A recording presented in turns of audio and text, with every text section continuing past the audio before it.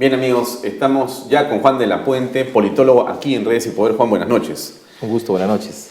Juan, un breve comentario sobre el tema de la edad, que parece un tema accesorio o sin importancia, pero en algunos lugares tiene una enorme importancia. En algunos países el tema de la edad termina siendo hasta determinante para ver si puedes o no votar por una persona. ¿Qué piensas tú de lo que se ha, digamos, dicho el día de hoy con respecto de Pedro Pablo Kuczynski y sus 77 años? Bueno, es parte del, digamos, del debate adjetivo, es de la parte que no es de fondo, aun cuando probablemente si alguien lo ha puesto en la agenda va a tener una relevancia, pero yo creo que todavía pequeña.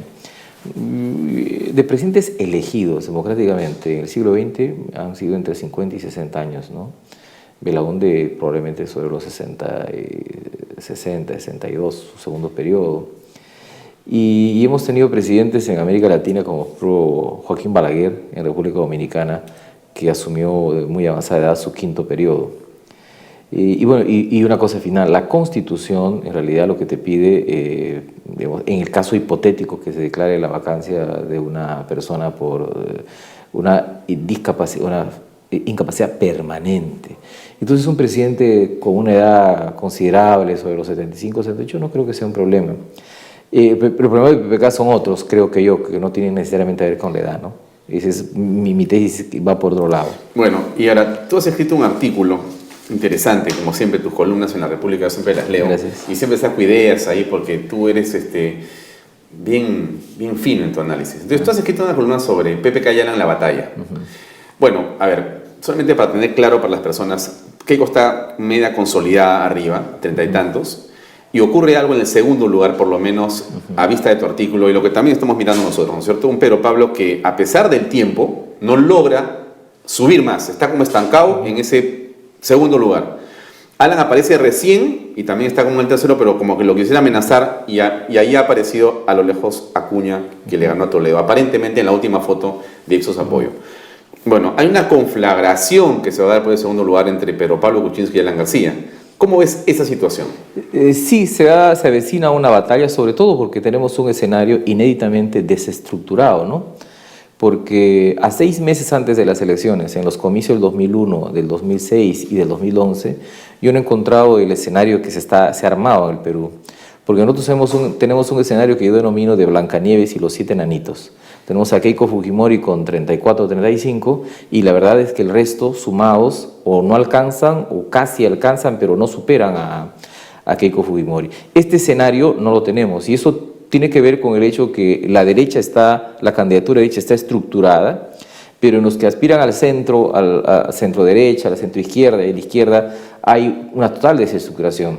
Entonces esta es una pelea para organizar escenarios, porque si Pedro Pablo tiene 13 y 14 es porque es el reflejo de lo que hizo hace 3 o 4 meses, ¿no? Que organizó tímidamente un centro-derecha. Eso se ha acabado.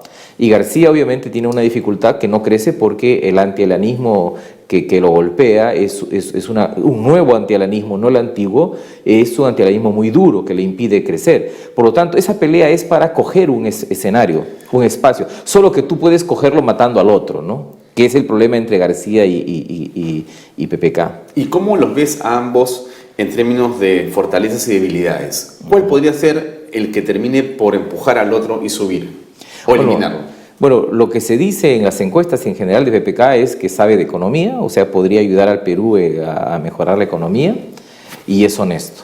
En el caso de García, como valores positivos, es que García es trabajador, ¿no? Y que tiene liderazgo. Esos son los dos valores. Ahora, debilidades, yo creo que la más importante debilidad de García es que tiene un antivoto muy grande, mucho más grande que el de PPK.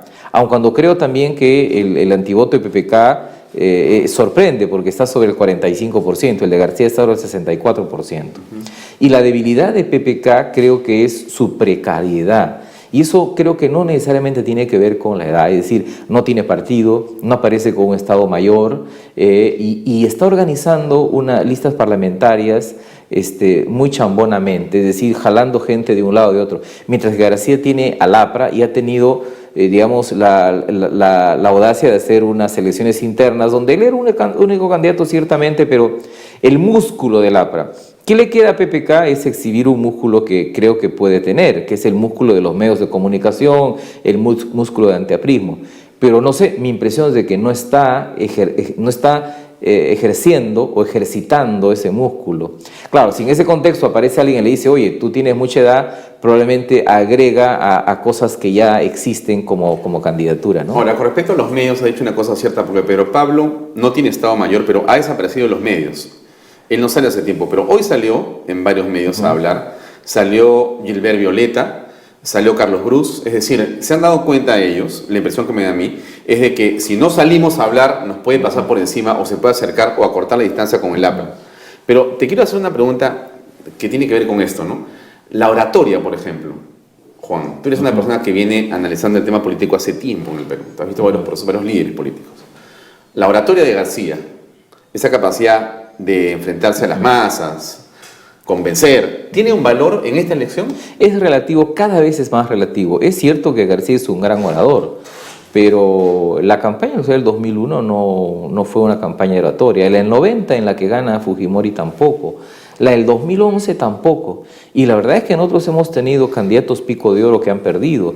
Me refiero a Barrantes, que hablaba bien, me refiero a Bedoya, a Lourdes Flore. Lo que pasa es que García suma a esa condición de orador que tiene el aparato del partido y una capacidad mutante, ¿no? Es decir, una capacidad de moverse entre el centro-derecha, centro-izquierda, la derecha. Y entonces, claro, si tú agregas las virtudes de los candidatos, entonces sí tienes un buen candidato. Por lo tanto, tampoco tenemos nosotros ahora una campaña con mítines en las plazas. Nosotros tenemos una campaña de redes, de televisión, de medios, de incursiones televisivas, etcétera. Incluso hasta hay una especie de formato de un candidato y ya no se mítines, entra a un mercado, ¿no? Baila un poco, carga a un niño y besa a una señora. Entonces, mi impresión es que en el caso de PPK también se nota que hay una especie de anquilosamiento respecto a su primera campaña. Es una copia. Es una copia, ¿no? En cambio, García veo que se está reinventando, ¿no? Porque además García ya no hace grandes mítines, va a ciudades medianas, ¿no? Hace incursiones a zonas, San Juan de Lurigancho, y yo a Los Olivos. Y está usando bien las redes sociales. Acabo de ver, por ejemplo, que en un Twitter critica a Pedro Pablo Kuczynski por tener como un perrito que le puso de nombre Perú. Sí. A mí me parece que esto como tema objetivo de campaña no es importante, pero es un tema adjetivo. Aquel que me diga, en la campaña los temas adjetivos no valen, me está diciendo un error. En realidad, una campaña electoral es una mezcla de lo adjetivo y de lo sustantivo, de lo objetivo. Es decir, caramba. Con respecto a ese perrito, creo que fueron algunos apristas que le habían recomendado un nombre para el perrito. Ajá. Le habían recomendado ponerle Lobby. Ajá. Y creo que Pedro Pablo la chapó y dijo, le pongo Perú para justamente más bien asentar mi situación, ¿no? Pero le han dado la vuelta porque los apristas que son rápidos en esto. Sí, porque además, por ejemplo, un perro no necesariamente es una cosa peyorativa, ¿no? Mi perrita es Luna. Y en realidad pues tiene que ver con mi reminiscencia de las lunas huanuqueñas, de mi juventud, niñez. ¿Tú eres de Huánuco? Yo soy huanuqueño, huanuqueño y huanuqueñista además. Te felicito, qué lindo. Huánuco es una tierra preciosa. ¿Conoce? Entonces, sí, estaba en Huánuco además. Tu vida está... Los puentes colgantes. Tu vida está, si conoces Huánuco, tu vida está realizada ya. Eso sin duda. Ahora, te hago una pregunta. Dime. El presidente estuvo en Huánuco hace muy pocos días con la señora Heredia. Y dijo varias cosas interesantes ahí, una de las cuales, salimos un minuto del tema, porque de todas maneras me has hablado de Huánuco, tengo que preguntarte, pues, él señalaba de que efectivamente están las empresas o se han resentido con él, los grupos de poder, ¿no es cierto? Y que él está gobernando para los de abajo está gobernando. Esa figura y esa frase del presidente, ¿cómo la visualizas tú? Es una declaración clasista tardía, sobre todo tardía, porque la verdad es que nosotros tenemos un presidente muy condescendiente con la empresa privada. Hoy día mismo la República ha publicado todo el perdón de las deudas de las empresas petroleras, esta firma del acuerdo transpacífico. Entonces, lo que sí es cierto es que, en el fondo, interpreto así al presidente Humala cuando dice que los de arriba le tienen desconfianza. Eso es cierto, ¿no? Eso es cierto, le tienen desconfianza. En la historia del Perú hemos tenido presidentes que vienen de abajo, pero que hacen cosas con los de arriba, pero le tienen cierta desconfianza. Pero eso no es un tema básicamente clasista, es un tema político. La confianza es un valor político. Y entonces podría ser un presidente 10 veces más pro-empresarial Humala de lo que es ahora, y los sectores altos empresariales le van a seguir teniendo desconfianza, porque es una cosa política, ideológica, yo diría hasta cultural, ¿no? Ahora, ¿y tú crees que él ha trabajado por los de abajo? Bueno, yo reconozco que hay elementos muy positivos en la política social de este gobierno. La creación de Caliwarma, por ejemplo, de Pensión 65, Beca 18, lo que está haciendo en educación son cosas positivas, pero lo hace en el contexto de un giro dramático, porque nunca un presidente en el Perú había sido elegido con un discurso tan radical, que es el discurso de la gran transformación. Y reconociendo estos elementos positivos de la política social, es evidente que Humala ha hecho un vuelco de 180 grados. Que nunca explicó. Que además, si ese vuelco lo hubiese hecho García, lo hubiese hecho Belaúnde, lo hubiese hecho, o sea, no estaría en Palacio. O sea, la verdad es que el pueblo le ha perdonado a Humala ese giro, ¿no? Pero le ha perdonado porque, con 10% de aprobación, pero igual, 85% de porque a De la Rúa, a Sánchez de Lozada, y a otros presidentes eso le ha costado la presidencia. Al presidente Gutiérrez de Ecuador le costó la presidencia. Y en realidad nosotros no tenemos a gente en la calle diciendo Humala traidor. Es cierto que tiene una baja popularidad o aprobación, que yo creo que son más de los errores políticos. Esto tiene varias lecturas, porque mi impresión es de que lo que demuestra este perdón probablemente sea de que el mercado en el Perú es muy legítimo. Yo digo incluso que el mercado peruano es el más legítimo de América Latina. Y entonces en la desaceleración la gente como que no quiere que se acabe este auge, ¿no? Como que tiene cierta angustia. Y en ese sentido el giro de Humala no aparece como tan dramático, ¿no? Antes de pasar a la pausa comercial, una pregunta más así picando. ¿Has ido a tu tierra hace poco? Sí, en julio. ¿Y has visto cambios en este gobierno en Huánuco?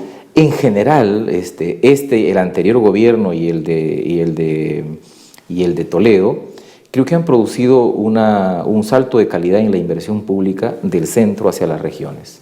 Probablemente no se aprecia en toda su medición, pero mirando en conjunto, se gasta mucho más dinero, hay más carreteras, hay más infraestructura. Tenemos problemas de inversión pública, es cierto. Y este gobierno tiene mucho más que los dos anteriores. Tiene problemas para gastar. Pero aún así me parece que en general hay más. Sí. Pero ¿cómo se explica entonces si en tu tierra tú has ido a Huánuco y encuentras que hay este desarrollo? La pregunta es ¿cómo es que en el segmento DE o en el C y en provincias la caída es mayor al 85%? Claro. O sea, hay 90% o más de gente que no cree en la obra y, por último, perdóname, no ven la obra, desaprueba el presidente, pero además no creen que la obra exista. Pero es que la política no solamente es obra, dinero y cemento, ¿no? La política es un conjunto de más cosas. Sobre todo es un conjunto de sensaciones. Y en política las cosas no solo a veces son lo que son, sino lo que parecen que son. Y entonces la gente le reclama cosas. Por ejemplo, le reclama al presidente que la seguridad ciudadana no está bien, ¿no? Dice que la inversión pública no es suficiente. Nosotros tenemos una gran corrupción en las regiones y en municipios, de lo que también termina siendo responsable el presidente, porque somos un país presidencialista, tenemos una justicia que no funciona, es decir, la política son más cosas, ¿no?